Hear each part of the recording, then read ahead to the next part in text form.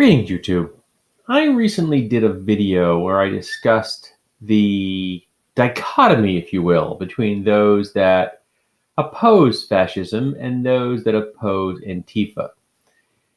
And essentially put forward the idea that if you are opposed to Antifa, you support fascism because Antifa stands for anti-fascist. So if you oppose anti-fascism, that means, by extension, you support fascism.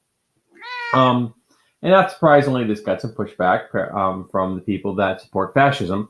They don't like Antifa at all. They don't like the idea that there are those that are actively trying to combat fascism. They would rather have fascism be the rule of the day, as you will.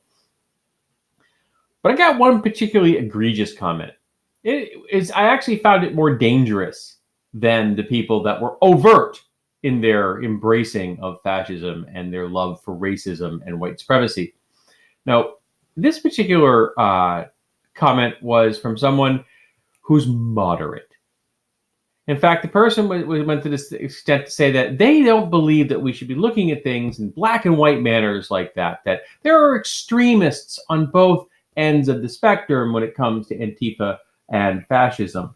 And yes, I have a cat here who just continues to be a pain in my butt. And, you know, there are differences between fascism and anti-fascism, and it's not just in the name. On one end of the spectrum, on one end of the spectrum, we have people that would like to kill Black people, Jews, non-Christians, immigrants, gay people, and trans people, and oppress women because fascists are always misogynists. And on the other end of the spectrum, we have people that want them to stop doing those things. So yes, absolutely, there are differences between these two ends of the political spectrum. One are morally bankrupt and monstrous, and the other are fighting the good fight. So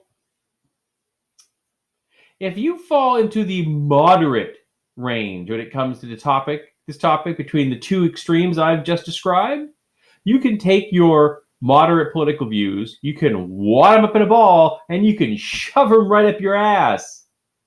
Because you aren't welcomed here, and you aren't helping. You are the problem. You are people that are normalizing fascism. Because you're trying to push the idea that there is some middle point between the two extremes I just described. Remember the people that want to murder all the folks and the people that want to stop them from murdering all the folks? You're trying to convince the world that there's a midpoint between murdering a bunch of people and not murdering a bunch of people. No, there isn't. There really are things in life which are binaries. This is one of them. Fascists want to murder people. Anti-fascists want to stop the fascists from murdering people. Remember, if the fascists didn't exist, the anti-fascists wouldn't exist. It's pretty simple. To use a sports metaphor, the ball is in the fascists' court.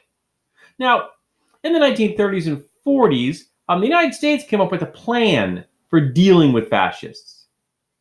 And the plan was you kill them until the ones that are still alive stop being fascists.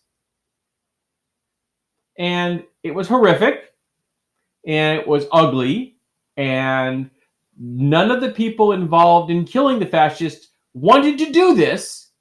They're not the ones that started the war, but that's what it took to stop the fascists. Now, we're not quite at a war yet. The fascists would like to start a shooting war. They would like to start rounding up all the people I've described and start murdering them. But we're not quite there yet. I would like to stop them before we get there yet. But the moderates aren't helping. They are, in fact, the problem. Don't be the moderate middle on this topic. pick a side. It's a binary, and the two sides are pretty clear cut. Are you against fascism, or do you support fascism? Which is it?